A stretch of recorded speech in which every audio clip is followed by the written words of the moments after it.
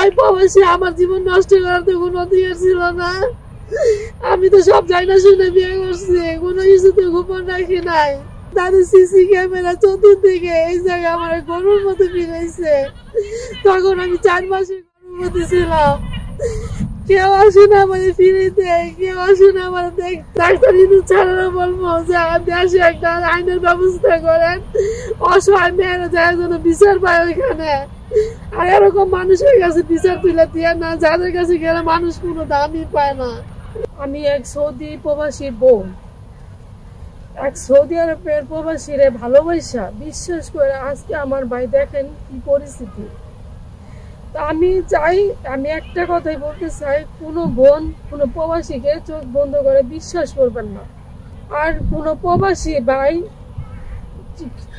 ক্ষণিকের মায়ার জন্য, ক্ষণিকের ভালোবাসার বই কোনো বোনের জীবন নষ্ট করবেন না। আমি ডাক্তার ইউনূসের সম্বন্ধে বলতে চাই, দেশে তাড়াতাড়ি একটা আইনসম্মত হোক, নাহলে মেয়েরা প্রত্যেক দিন হইতেছে, নষ্ট হইতেছে।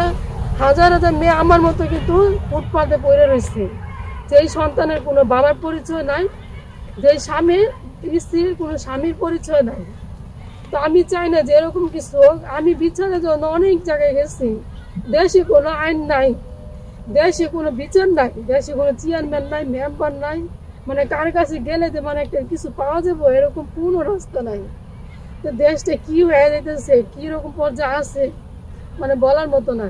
প্রত্যেক দিন দেখা যায় হাজার হাজার মেয়ে স্বামী নাই, হয় দোষিতা, নইলে মানে অনেক কিছু হইতেছে। আমি চাই না যে এরকম কোনো কিছু হোক। তো আমি চাই ডাক্তার ইউনূস সম্বন্ধে বলতে চাইতেছি, আপনি সহযোগিতা করবেন।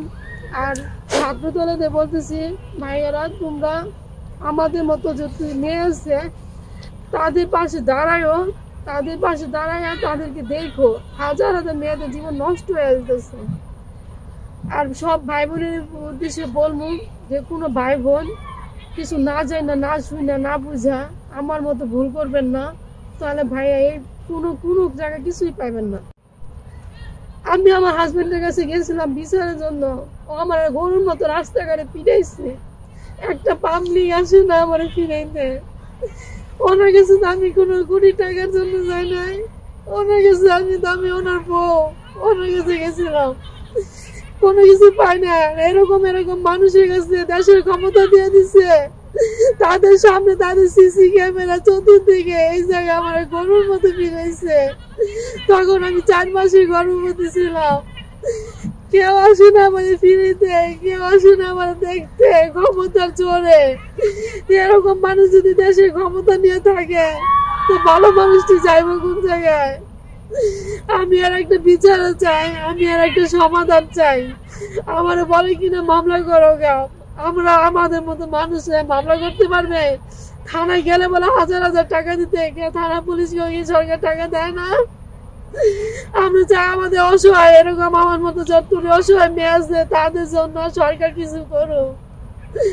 ওই প্রবাসী আমার জীবন নষ্ট করার তো কোনো অধিকার ছিল না। আমি তো সব যাই না শুনে বিয়ে করছি, কোনো কিছু তো গোপন রাখি নাই।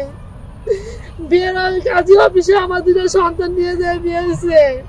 আমি কি জন্য এরকম রাস্তায় পড়ে দেখবো? কে যেন আছে সবার পাবলিকের কাছে আমার হাত পা ধরে আমার পেটের চিন্তা করতে হবে, বাচ্চার পরিচয় চাইতে হবে। আমি সবার কাছে বলবো, ডাক্তার ইউনূস ছাড়ানো বলবো যে দেশে একটা আইনের ব্যবস্থা করেন, অসহায় মেয়েরা যায় যেন বিচার পায় ওইখানে। আর এরকম মানুষের কাছে বিচার তুলে দিয়ে না, যাদের কাছে গেলে মানুষ কোনো দামই পায় না। আমি গেছি বড় নেতা আমার 1000 টাকা ধরাই দিছে, কিন্তু আমার মায়ের বিচার করে নাই। আমার হাজবেন্ড ওই জায়গায় মদ নেশা করে অফিসে পড়ে থাকে, আমার কোনো খোঁজ নাই না। কিন্তু ওই নেতা বড় বড় দল নিয়ে ঘুরে বেড়ায়, কিন্তু মানুষের সামনে ভালো রূপ দেখায়, কিন্তু ভিতরে দেখে যাচাই বাছাই করে দেশের কাজ দিয়ে। আপনাদের বিষয়ে আর কিছু বলার নাই। আমি এটাই চাই যে মেয়েদের জন্য সরকার কোনো কিছু করুক, যেন ছেলেরা এরকম কিছু না করতে পারে। আজকে ছোট ছোট মেয়েরা দোষী দিতেছে, ছোট ছোট মেয়ে করতেছে, মিথ্যা বিয়ে সংসারে আশা দিয়ে মেয়েদের জীবন নষ্ট করে 1-2 বাচ্চা জন্ম দিয়ে পর ভালাই দিয়ে দিতেছে। তো এই বাচ্চাটি কি পরিচয় পড়াবো? ফুটপাতে অভাব নাই এরকম অসহায় বাচ্চার। এরকম যদি কোনো বিচার না থাকে তাহলে তো পুরুষ মানুষ এগুলো করতেই পারবো। আমি কালকে একটা ভিডিও আমার কষ্টের জন্য, আমার হাহাকারের জন্য, আমার 4টা জীবনের দিকে চাই একটা ভিডিও করছি। হাজার হাজার ছেলেরা মজা করতে আসে, কিন্তু কেউ হাত বাড়াইতে আসে না। যে আমি 10টা টাকা দিলে কি আমার টাকা কম করে দিব? কিন্তু কেউ হাত বাড়াইতে আসে না, সবাই মজা করতে আসে। তো ছেলেরা, তোমরা কি তোমার মা বোন নাই? তোমার কি ফ্যামিলি নাই? সামান্য ক্ষণিকের মজা তো অনেক জায়গায় দেয় করান চায়। তো বিয়ে করে কি দরকার? বিয়ে করে সংসারে আশা দেখায় কি দরকার? এরকম পবিত্র সম্পর্ক কইরা আমি চাইছি কি যে আমার 2টা সন্তান সহ আমি একটা মেয়ে মানুষ স্বামী ছাড়া 6টা বছর ছিলাম। 6টা বছর ছিলাম, কিভাবে ছিলাম এটা আমি জানি।